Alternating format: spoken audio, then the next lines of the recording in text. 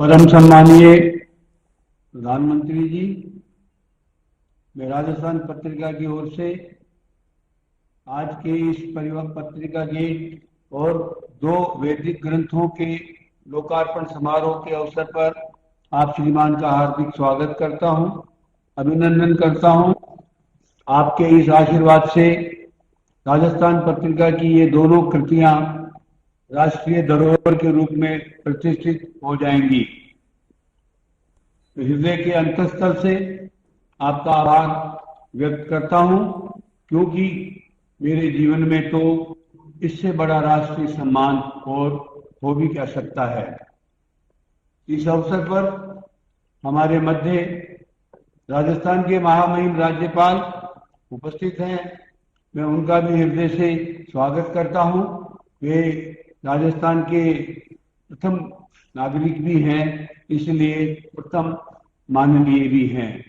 हमारे बीच राजस्थान के मुख्यमंत्री अशोक गहलोत जी भी उपस्थित हैं। मैं उनका भी हृदय से स्वागत करता हूं, अभिनंदन करता हूं। मैं इस तथ्य को भी आपके सामने रखना चाहता हूं कि श्रद्धेय पिताजी ने 1956 में जब इस अखबार की नींव रखी और जिन लक्ष्यों को और उद्देश्यों को साथ लेकर रखी, आज भी हम उन्हीं उद्देश्यों को अक्षुण्ण रखे हुए हैं, चाहे वे निर्भीकता के हों, चाहे वे निष्पक्षता के हों, चाहे सामाजिक सदाचारिता के हों। और हम इस बात को भी हम गर्व से कहना चाहते हैं कि राजस्थान पत्रिका हमेशा अभिव्यक्ति की स्वतंत्रता के लिए संघर्ष करता रहा है। समाज के सरोकारों के लिए पत्रिका का इतिहास गवाह है, पर उससे भी आगे राजस्थान पत्रिका का जो विश्वास है पाठकों के बीच में, वे उसमें आज भी हमारे सामने कोई स्पर्धा नहीं है। जबकि आज मीडिया एक महत्वपूर्ण इकाई बन गया, पर मीडिया अब जनता और सरकार के बीच सेतु बनने के स्थान पर खुद चौथा पाया बनने के लिए तैयार हो गया है। इसका अर्थ है कि वो जनता और सरकार के बीच न होकर सरकार के साथ रहना चाहता है। मैं आपको विश्वास दिलाना चाहता हूं, राजस्थान पत्रिका कभी भी चौथा पाया नहीं बनेगा। लोकतंत्र की सेवा करेगा या सिंचाई कर, उन लोकतंत्र के सभी सिद्धांतों के लिए हम तत्पर हैं। मतदान के प्रतिशत को बढ़ाने के लिए हम हर बार कोई न कोई नए से नए अभियान चलाते रहते हैं। यही शायद हमारे भविष्य की स्वर्णिम रेखा है। आज आपके समक्ष राजस्थान पत्रिका के दो महत्वपूर्ण कृतक हम प्रस्तुत कर अपने आप को गौरवान्वित महसूस कर रहे हैं। एक है पत्रिका गेट, जो राजस्थान की नूतन और पुरातन दोनों ही तरह की शिल्प कला का एक बेजोड़ उदाहरण है। दूसरी कृति है भारतीय वाङ्मय की श्रृंखला में जुड़ता एक नया अध्याय, संवाद, उपनिषद और अक्षर यात्रा। मध्यकालीन युग के बाद आज ये 224वां उपनिषद ऋषि प्रदत्त वैदिक परंपरा के रूप में विश्व को उपलब्ध होने जा रहा है। मान्यवर श्रद्धेय पिताजी वैदिक ज्ञान को आज की विज्ञान शैली में प्रस्तुत करने का बीड़ा उठाया था।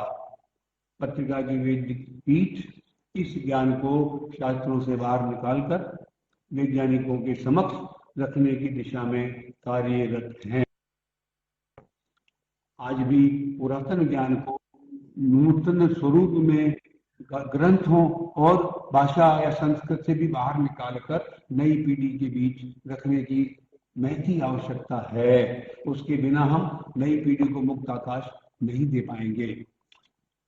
विश्व में आज विज्ञान और तकनीक का जो सारा चक्काचौंध है वो विद्युत के प्रकाश पर टिका है। ये अपरा विद्या का चमत्कार है जो बाह्य जगत को प्रकाशित करता है। दूसरा प्रकाश है शब्द।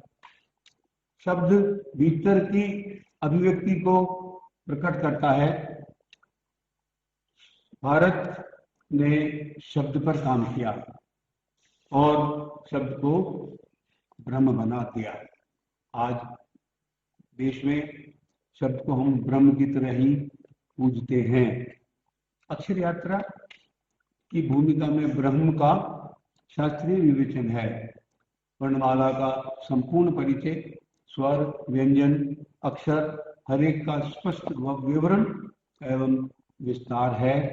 इसमें 633 अध्याय हैं, जिनमें अमरकोश, यास्काचार्य का निरूप और एकाक्षर बीज से सभी संदर्भ ग्रंथ समाहित हैं।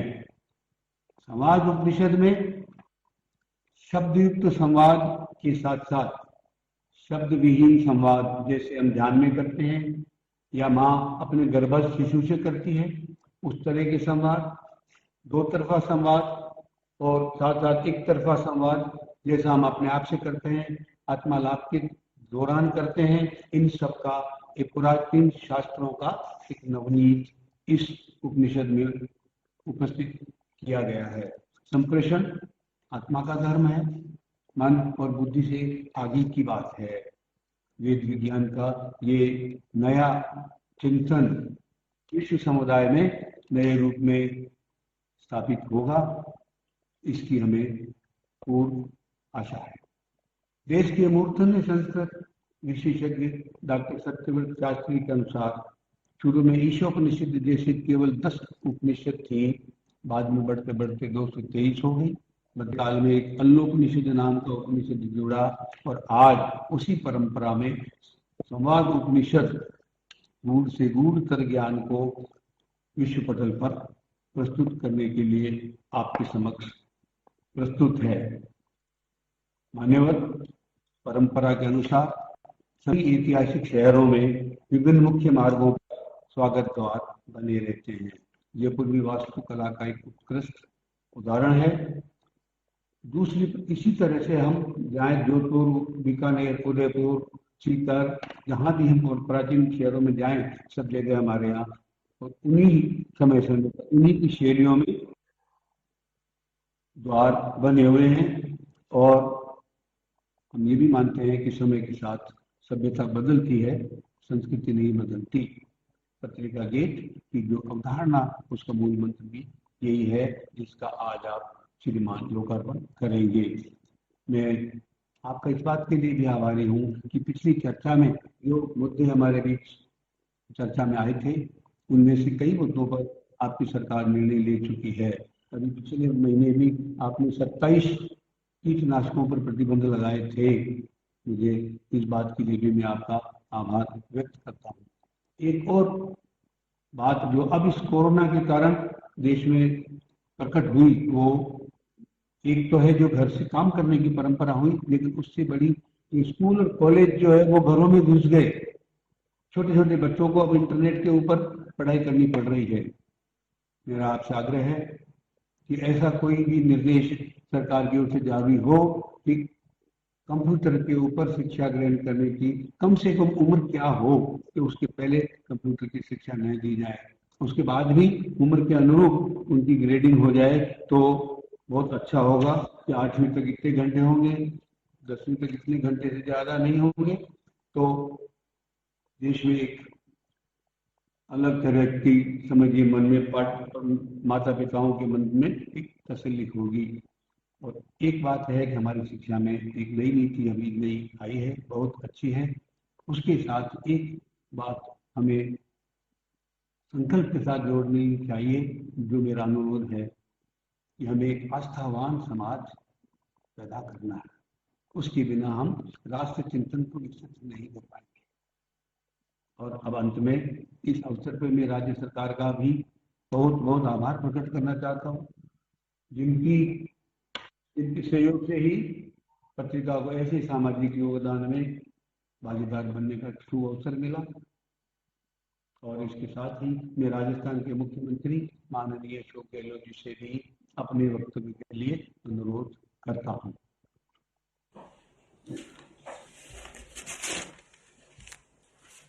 माननीय प्रधानमंत्री नरेंद्र मोदी जी, माननीय राज्यपाल महोदय कलराज मिश्र जी,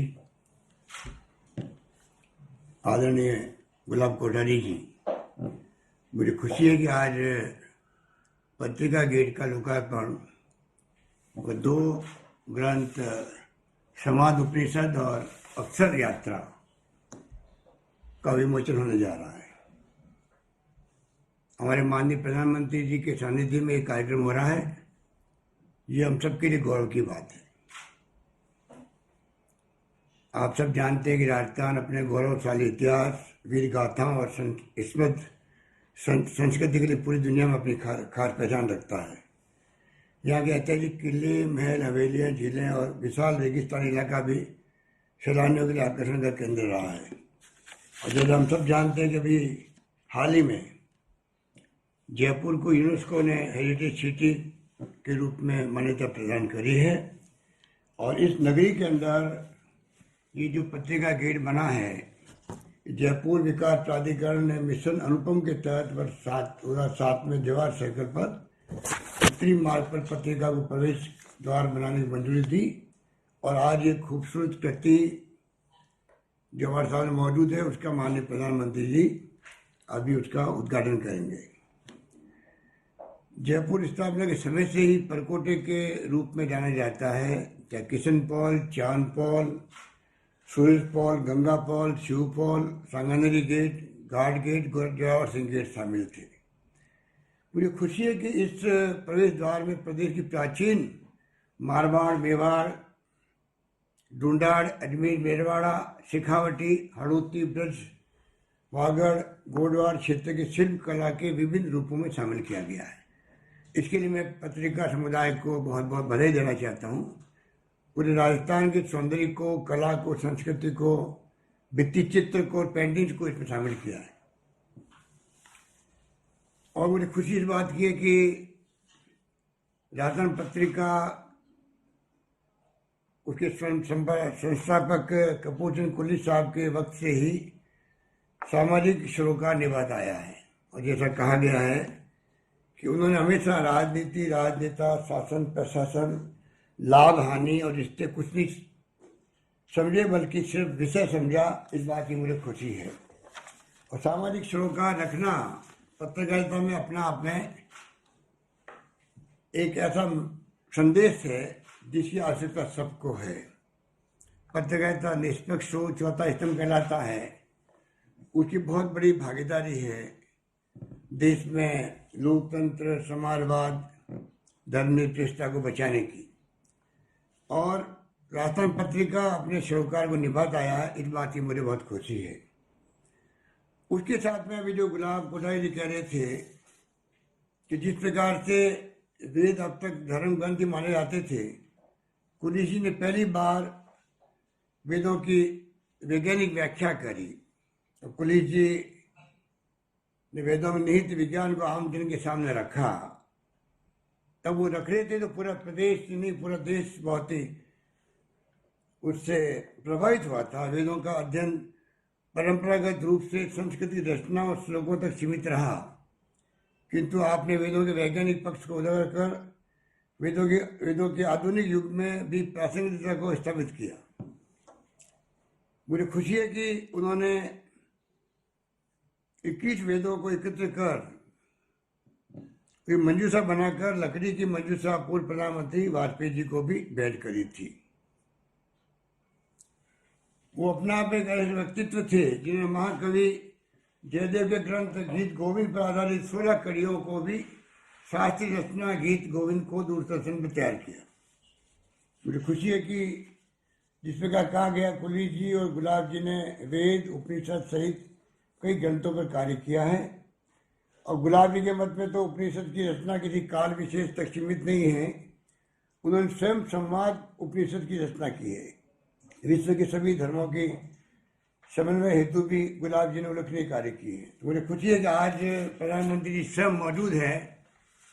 और एक तरफ तो ये पत्रिका का गेट जो संदेश देने वाला है हमारे देश की महान संस्कृति, हमारे देश की महान परंपराओं और संस्कार को जिसको कि सामरिक सरोकार के रूप में पत्रिका समूह हमेशा जनता के सामने रखता है।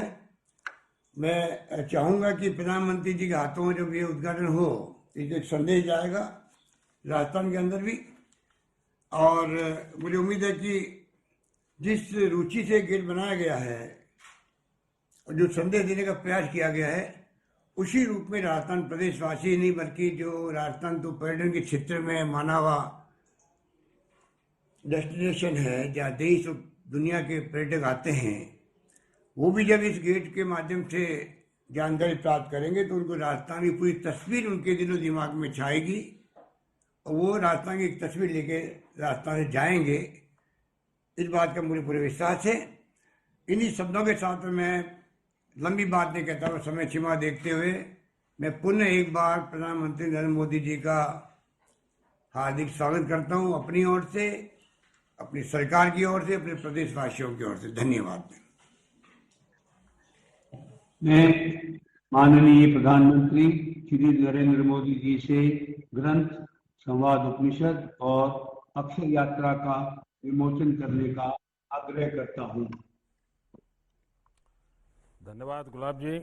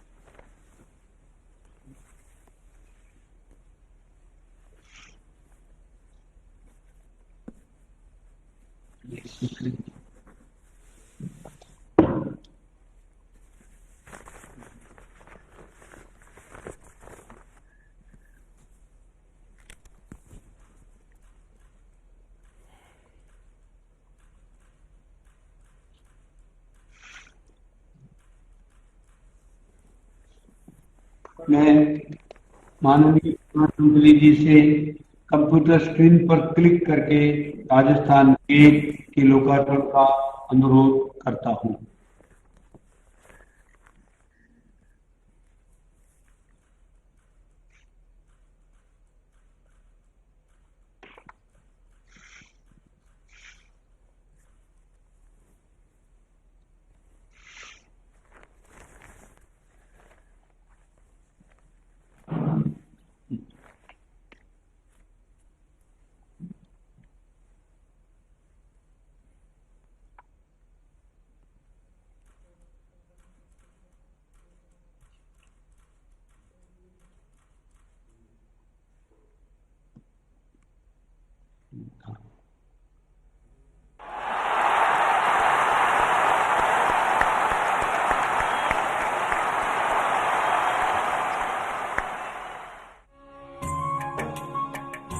राजस्थान के इतिहास का आज एक स्वर्णिम दिन, एक ऐतिहासिक पल है जब देश के प्रधानमंत्री माननीय नरेंद्र मोदी जी ने राजस्थान की राजधानी जयपुर में पत्रिका गेट का लोकार्पण किया है। जयपुर की मध्य रेखा के दक्षिणी छोर पर स्थापित है ये भव्य पत्रिका गेट, आधुनिक राजस्थान का प्रवेश द्वार। राजस्थान पत्रिका की तरह ही राजस्थान का सिरमौर, एक ऐसा गौरवशाली अखबार जो आज दुनिया भर में अपनी निष्पक्ष, निर्भीक और निस्वार्थ पत्रकारिता के लिए जाना जाता है। इसी गौरव की अनुभूति है 81 फुट ऊंचा और 108 फुट चौड़ा ये भव्य और अति विशाल पत्रिका गेट। इसके 9 गेट और उनके ऊपर बने झरोखे, छतरियां व बारादरियां समूचे राजस्थान के 9 विभिन्न अंचलों, मारवाड़ से मेवाड़, शेखावटी से ढूंढाड़, अजमेर से ब्रज, हाड़ौती से गोडवाड़ और वागड़ की समृद्ध सांस्कृतिक विरासत और स्थापत्य कला की पहचान है। जयपुर की सेंट्रल स्पाइन के एक ओर दक्षिण छोर पर पत्रिका गेट है तो दूसरी ओर पूर्वी छोर पर ऐतिहासिक गढ़ गणेश। पत्रिका गेट नवग्रहों के आधार पर बसाए गए जयपुर की वास्तु को संपूर्णता देता है। पत्रिका के संस्थापक स्वर्गीय कर्पूर चंद्र कुलिश ने कहा था कि जो कुछ भी समाज से अर्जित किया है उसे किसी न किसी रूप में समाज को वापस लौटाना चाहिए। इसी ध्येय वाक्य से प्रेरित होकर पत्रिका ने हरियाणा राजस्थान अमृतम जलम, एक मुट्ठी अनाज योजना, कारगिल शहीद परिवार कोष जैसे कितने ही सामाजिक सरोकारों को एक मिशन के रूप में पूरा किया है। कोरोना काल में जहां भ्रामक जानकारियों के बीच पत्रिका ने प्रामाणिक सूचनाएं और तथ्य पाठकों तक पहुंचाए, वहीं इस महामारी से संघर्ष करने वाले कर्मवीरों का सम्मान भी किया है। पत्रिका गेट राज्य सरकार की अनुमति से जयपुर विकास प्राधिकरण के मिशन अनुपम के तहत राजस्थान पत्रिका समूह द्वारा बनाया गया है। इसे विश्व विख्यात वास्तुकार अनूप बरतरिया ने डिजाइन किया है।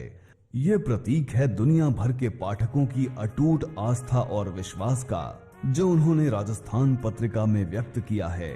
इसी स्नेह के प्रति कृतज्ञता का भाव मन में रखते हुए आज पत्रिका गेट जन जन को समर्पित करते हैं और दायित्वपूर्ण पत्रकारिता के अपने संकल्प को पुनः दोहराते हैं।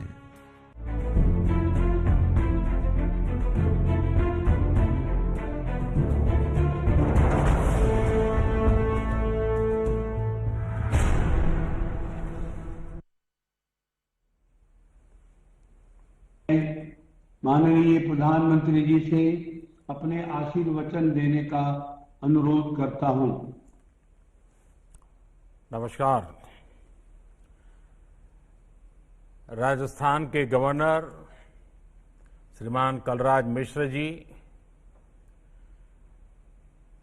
राजस्थान के मुख्यमंत्री मेरे मित्र श्रीमान अशोक गहलोत जी, राजस्थान पत्रिका के श्रीमान गुलाब कोठारी जी,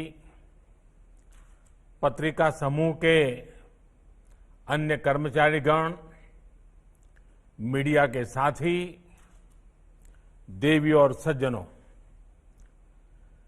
गुलाब कोठारी जी और पत्रिका समूह को संवाद उपनिषद और अक्षर यात्रा इस पुस्तकों के लिए, इस रचना के लिए और देश की भावी पीढ़ी को अतीत के साथ संवाद करने के लिए, प्रेरित करने के लिए मैं बहुत बहुत शुभकामनाएं देता हूं। ये पुस्तकें साहित्य और संस्कृति दोनों के लिए अनुपम उपहार है। आज मुझे राजस्थान की संस्कृति को प्रतिबिंबित करने वाले पत्रिका गेट को भी समर्पित करने का अवसर मिला है। वैसे तो राजस्थान पत्रिका अखबार के रूप में हर दिन लोगों के घर के दरवाजे खोलता है और पढ़ने के बाद मन के दरवाजे खोलता है। लेकिन आज राजस्थान को एक तोहफे के रूप में गेट मिल रहा है। ये स्थानीय निवासियों के साथ ही वहां आने वाले पर्यटकों के लिए भी आकर्षण का केंद्र बनेगा। इस प्रयास के लिए भी आप सभी को बहुत बहुत बधाई देता हूं। साथियों, किसी भी समाज में समाज का प्रबुद्ध वर्ग, समाज के लेखक या साहित्यकार ये पथ प्रदर्शक की तरह होते हैं। एक प्रकार से समाज के शिक्षक होते हैं। स्कूली शिक्षा तो खत्म हो जाती है, लेकिन हमारे सीखने की प्रक्रिया पूरी उम्र चलती है, प्रतिदिन चलती है। इसमें बड़ी ही अहम भूमिका पुस्तकों और लेखकों की भी है। हमारे देश में तो लेखन का निरंतर विकास भारतीयता और राष्ट्रीयता की यात्रा के साथ साथ चले हैं। स्वतंत्रता संग्राम के दौरान लगभग हर बड़ा नाम कहीं न कहीं से लेखन से भी जुड़ा था। हमारे यहां बड़े बड़े संत, बड़े बड़े वैज्ञानिक भी लेखक और साहित्यकार रहे हैं। मुझे खुशी है उस परंपरा को जीवंत रखने का आप सब लगातार प्रयास कर रहे हैं। और बड़ी बात ये भी है कि राजस्थान पत्रिका समूह इस बात को खुद कहने का साहस रखता है कि हम विदेशों के अंधानुकरण की दौड़ में शामिल नहीं है। और अभी भी गुलाब जी बोल रहे थे, आप भारतीय संस्कृति, भारतीय सभ्यता और मूल्यों के संरक्षण को, उन्हें आगे बढ़ाने को प्राथमिकता देते हैं। गुलाब कोठारी जी की ये पुस्तकें संवाद, उपनिषद और अक्षर यात्रा भी इसका जीता जागता प्रमाण है। गुलाब कोठारी जी आज जिस परंपरा को आगे बढ़ा रहे हैं, पत्रिका की तो शुरुआत ही किसी न किसी रूप में इन्हीं संस्कारों के साथ हुई थी। श्री कर्पूर चंद्र पुलिस जी, उन्होंने भारतीयता और भारत सेवा के संकल्प को लेकर ही पत्रिका की परंपरा को शुरू किया था। पत्रकारिता में उनके योगदान को हम सब याद करते ही हैं, लेकिन पुलिस जी ने वेदों के ज्ञान को जिस तरह से सरल तरीके से समाज तक पहुंचाने का प्रयास किया, वो सचमुच में अद्भुत है, प्रेरक है। मुझे भी व्यक्तिगत तौर पर स्वर्गीय कुलिस जी से मिलने का कई बार अवसर मिला। उनकी मुझसे बहुत आत्मीयता थी। वो अक्सर कहते थे, पत्रकारिता सकारात्मकता से ही सार्थकता तक पहुंचती है। साथियों, समाज को कुछ सकारात्मक देने की ये सोच केवल पत्रकार या लेखक के तौर पर ही जरूरी है, ऐसा नहीं है। ये सकारात्मकता, ये सोच एक व्यक्ति के तौर पर भी हमारे व्यक्तित्व के लिए भी बहुत जरूरी है। मुझे संतोष है कि कुलिस जी की इस सोच को, उनके संकल्प को पत्रिका समूह और गुलाब कोठारी जी निरंतर आगे बढ़ा रहे हैं। गुलाब कोठारी जी, आपको तो याद होगा, जब कोरोना को लेकर प्रिंट मीडिया के साथियों से मैंने मुलाकात की थी, वर्चुअल मुलाकात थी, तब भी आपके सुझाव, आपकी सलाह जब मैं सुन रहा था तो यूं ही मेरे दिल से आवाज निकली थी और मैंने कहा था कि आपके शब्द मुझे आपके पिताजी की याद दिलाते हैं। संवाद, उपनिषद और अक्षर यात्रा को देखकर भी यही भाव मेरे मन में उठता है कि आप अपने पिता की वैदिक विरासत को कितनी मजबूती से आगे बढ़ा रहे हैं। साथियों, जब मैं गुलाब जी की पुस्तकें देख रहा था तो मुझे उनका एक संपादकीय भी याद आ गया। 2019 में चुनाव के नतीजों के बाद जब मैंने पहली बार देश के लोगों से बात की थी तो कोठारी जी ने उस पर स्तुत्य संकल्प एडिटोरियल लिखा था और उन्होंने लिखा था कि मेरी बातों को सुनकर उन्हें ऐसा लगा जैसे उनकी ही बात को मैंने 130 करोड़ देशवासियों के सामने कह दिया है। कोठारी जी, आपकी पुस्तकों में जब जब उपनिषदीय ज्ञान और वैदिक विमर्श मिलता है, उसे पढ़कर कहीं कहीं मुझे भी ऐसा ही लगता है जैसे हम सब एक ही भाव विश्व के साथी हैं। हम एक ही राह के राही हैं। हम एक ही पथ के पथिक हैं।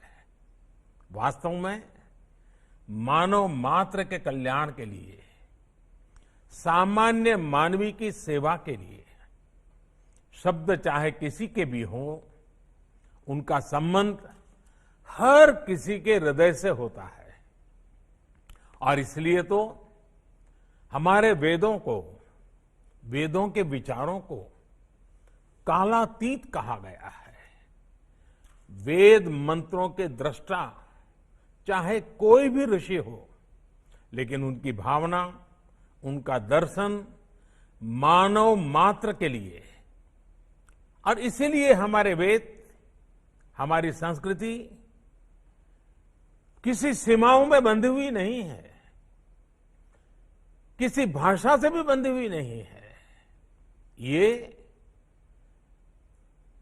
वर्तमान के लिए भी है, उज्जवल भविष्य के लिए भी है, मानव जात के लिए भी है, कण कण के लिए भी है, जन जन के लिए भी है, और जन से लेकर के जग तक के लिए है, विश्व भर के लिए है। उपनिषद संवाद और अक्षर यात्रा भी उसी भारतीय चिंतन की एक कड़ी के रूप में लोगों तक पहुंचेगी। और मुझे पूरा विश्वास है कि आज की डिजिटल की दुनिया में गूगल गुरु के भरोसे जीने वाली हमारी पीढ़ियां कभी तो इन किताबों को हाथ लगाएगी और बहुत कुछ अमृत पाएगी। आज टेक्स्ट और ट्वीट के इस दौर में ये और ज्यादा जरूरी है कि हमारी नई पीढ़ी गंभीर ज्ञान से दूर न हो जाए। और मैं तो हर परिवार से आग्रह करता हूं कि जैसे घर में आप घर की जब रचना करते हैं तो एक छोटी सी जगह मंदिर छोटा बना देते हैं, जूते रखने के लिए एक जगह बना देते हैं।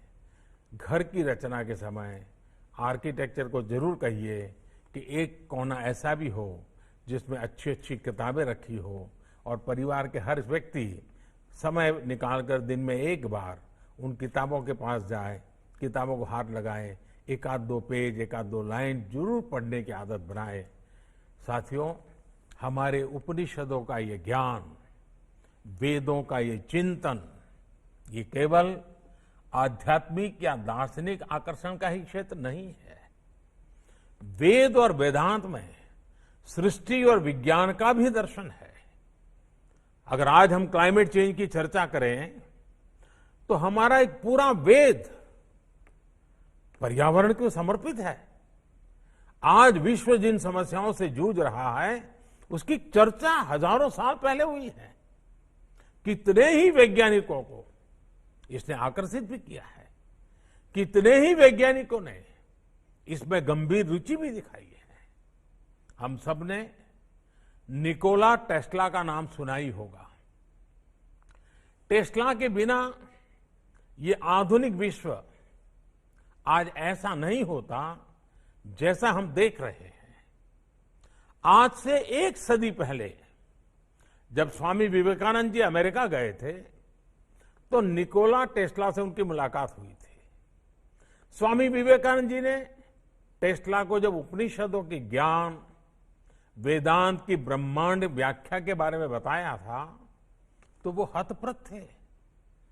आकाश और प्राण जैसे संस्कृत शब्दों से ब्रह्मांड की जैसी गहरी चर्चा उपनिषदों में की गई है।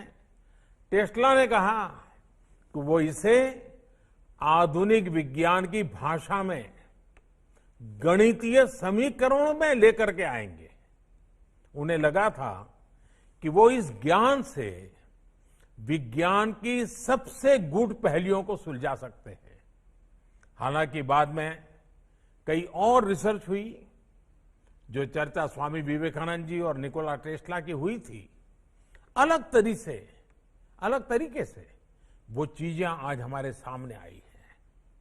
आज भी काफी रिसर्च हो रही है, लेकिन कहीं न कहीं ये एक प्रसंग हमें अपने ज्ञान को लेकर पुनर्चिंतन करने को प्रेरित करता है। आज हमारे यहां युवाओं को इस दृष्टि से भी जानने, सोचने और समझने की जरूरत है। और इसलिए संवाद उपनिषद जैसी पुस्तक अक्षर की यात्रा पर इतना गहन मंथन, ये हमारे युवाओं के लिए एक नया आयाम खोलेगी, उन्हें वैचारिक गहराई देगी। साथियों, अक्षर हमारी भाषा की, हमारी अभिव्यक्ति की पहली इकाई होती है। संस्कृत में अक्षर का अर्थ है जिसका क्षरण न हो, यानी जो हमेशा रहे। विचार की यही शक्ति है, यही सामर्थ्य है। हजारों साल पहले जो विचार, जो ज्ञान किसी ऋषि, महर्षि, वैज्ञानिक, दार्शनिक ने हमें दिया, वो आज भी संसार को आगे बढ़ा रहा है।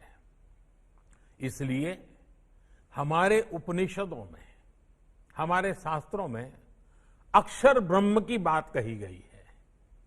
अक्षरम ब्रह्म परमम,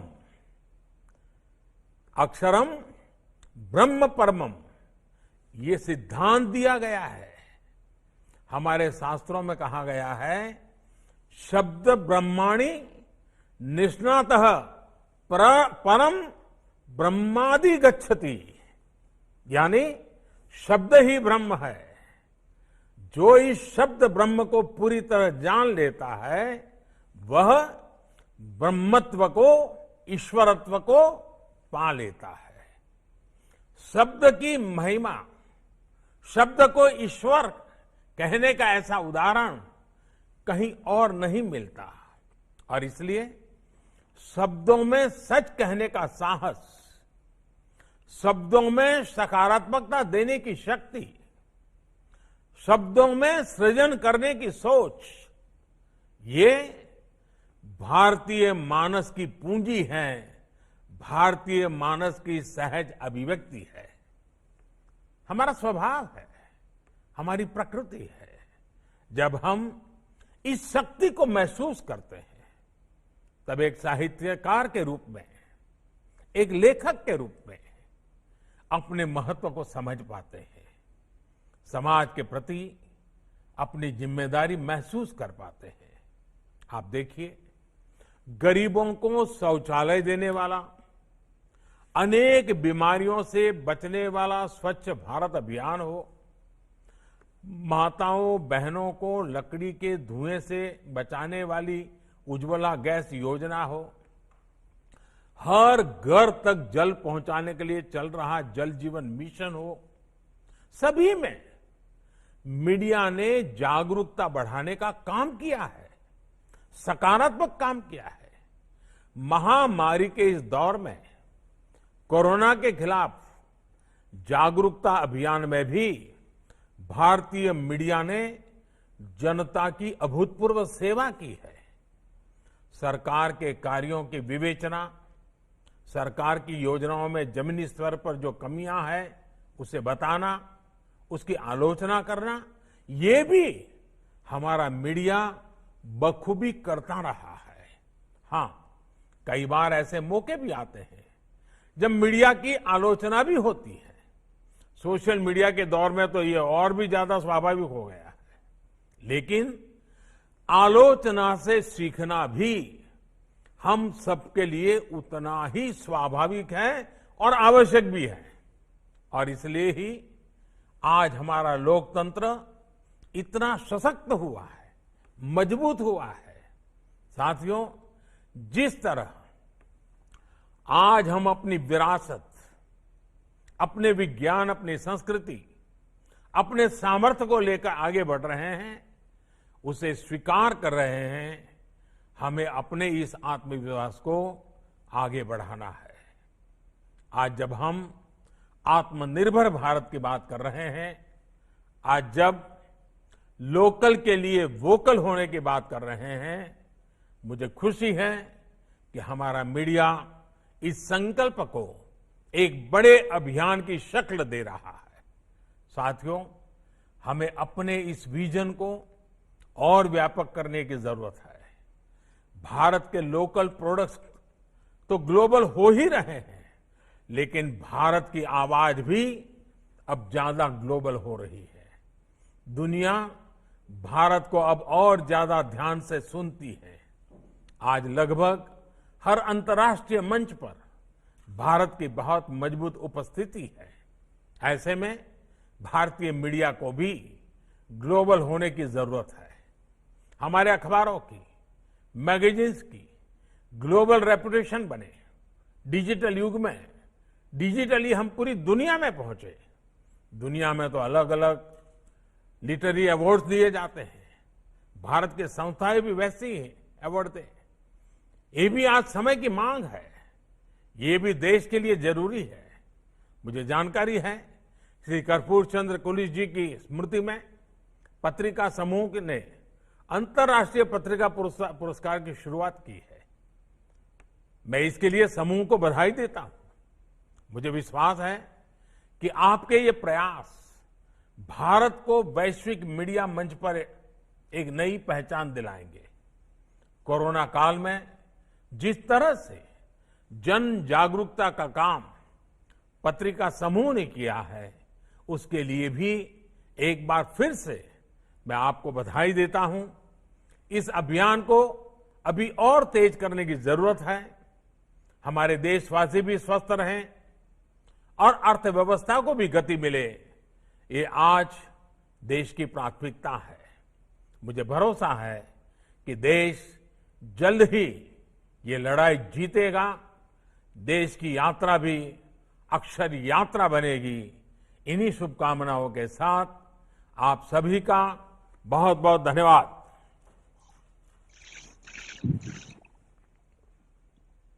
जिस हृदय में कृष्ण रहते हैं, उस हृदय के केंद्र से मैं आप श्रीमान का आभार व्यक्त करता हूं।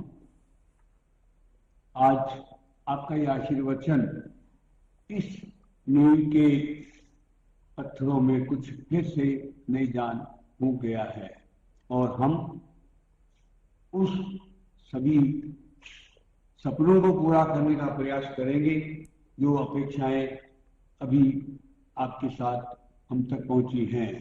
मैं माननीय राज्यपाल महोदय का भी आभार व्यक्त करता हूं, माननीय मुख्यमंत्री जी का भी आभार व्यक्त करता हूं और प्रभु से कामना करता हूं कि आप सभी श्रेष्ठ पुरुषों का आशीर्वाद इस समूह पर निरंतर बना रहे। प्रणाम।